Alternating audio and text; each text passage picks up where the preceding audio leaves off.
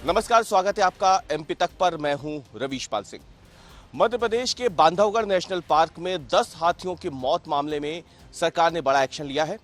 इस मामले में कार्रवाई करते हुए रविवार देर शाम फील्ड डायरेक्टर गौरव चौधरी और पनपता एसडीओ फतेह सिंह निनामा को सस्पेंड कर दिया गया है। ये फैसला मुख्यमंत्री की उस समीक्षा बैठक के बाद किया गया जिसमें मुख्यमंत्री ने हाथियों की मौत के मामले में वन विभाग के आला अधिकारियों को बुलाकर मुख्यमंत्री निवास में रविवार देर शाम को बैठक की थी।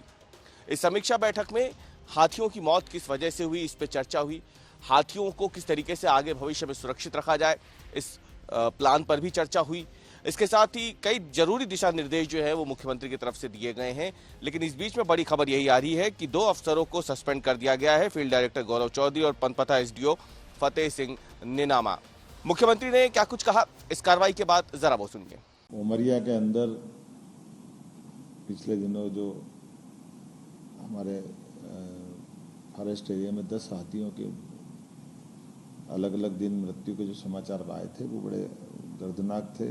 शासन ने पूरी गंभीरता के साथ इसमें अपने वन मंत्री श्रीमान दिलीप अहिरवार जी और वरिष्ठ अधिकारियों को भेजा था। उनसे प्रारंभिक जो रिपोर्ट प्राप्त हुई है उसमें अभी तक की जानकारी में कोई अलग से कीटनाशक या कोई ऐसी घटना जिसमें कोई दूसरा पक्ष इन्वॉल्व हो अभी तक तो नहीं आई है। लेकिन पोस्टमार्टम की रिपोर्ट है वो अभी 2-3 दिन में आना बाकी है।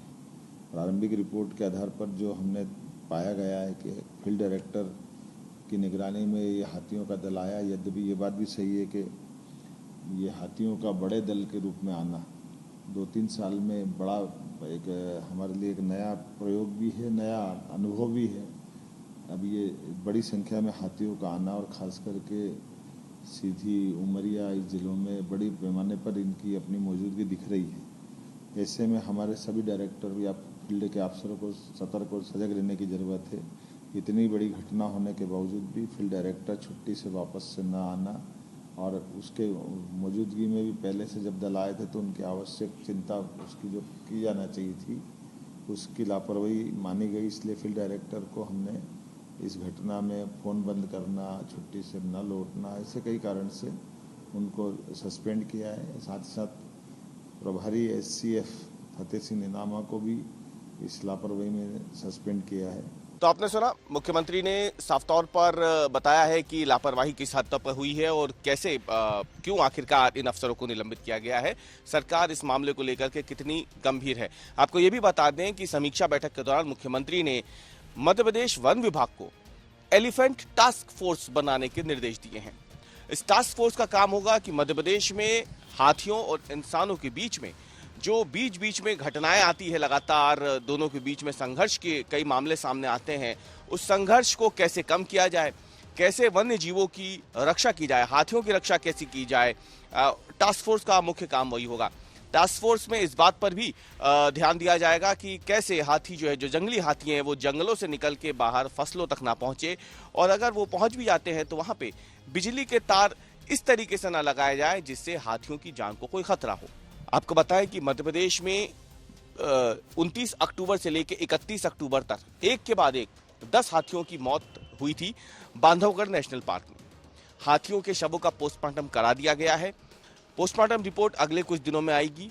शुरुआती जांच में ऐसा शक हुआ था, कुछ ऐसे अफसरों को संदेह हुआ था कि जहरीला पदार्थ खाने की वजह से इन हाथियों की मौत हुई है।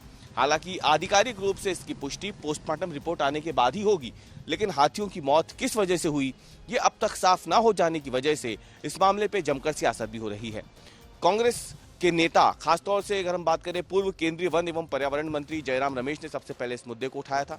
उसके बाद मध्य प्रदेश के पूर्व मुख्यमंत्री कमलनाथ हों या कांग्रेस के तमाम दूसरे बड़े नेता हों, प्रदेश कांग्रेस अध्यक्ष जीतू पटवारी ने बाकायदा मुख्यमंत्री को इस घटना के बाद पत्र भी लिखा है।